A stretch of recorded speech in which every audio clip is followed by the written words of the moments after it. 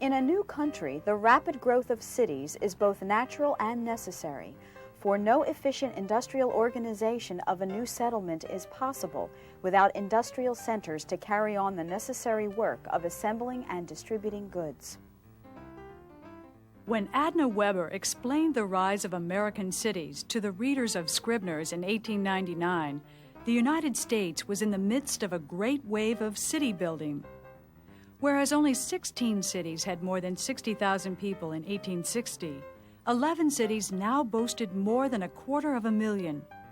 Chicago's population had doubled every decade, topping more than 1 million by 1890. Before the Civil War, manufacturing centered in the nation's countryside, along the streams and rivers whose water powered most industrial machinery. Steam engines and electricity freed manufacturers from having to reside near water power, so industry moved to cities, where energy, labor, consumers, and transportation were all close at hand. The huge businesses, whether they are steel plants or agricultural machine plants, eventually car factories, had to be located in areas where there were populations of people and where there could be increased populations of people. And that's why you see these mass production plants siting themselves in existing cities. By the dawn of the 20th century, more than 90% of all American production took place in cities. The largest cities were found in the Northeast and Midwest, where industrialization was the fastest. But cities were also growing in the South and West, serving as processing centers for regional industries. Minneapolis specialized in fur, Pittsburgh in coal and iron, Seattle in fish and timber.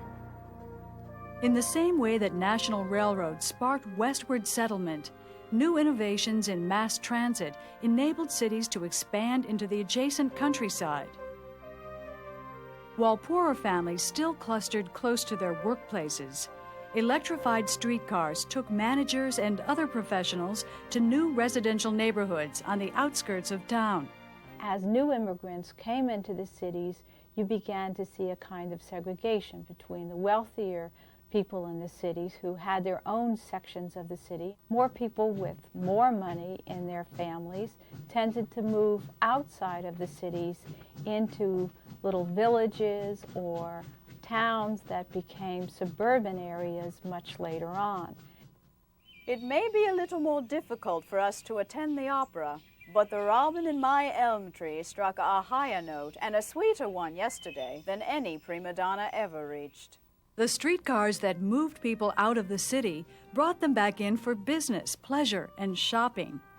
Department stores with their alluring window displays, personalized service, and incredible variety showcase the finished products of American industrialization, newly available and abundant consumer goods. Cities themselves became giant consumers of heavy industrial goods used in their construction: bricks, steel, glass, machines, and wire. At the dawn of the 20th century, the United States was an industrial colossus, a nationally integrated economic system of ranches, farms, factories, and cities. Americans were proud of what they had accomplished and looked forward to a world in which industry and science would soon solve the age-old problems of poverty and human suffering. But progress came with a price. But in the late 19th century, this country was hell-bent on exploiting its resources and people getting ahead. So in getting ahead, sometimes they left behind the environment.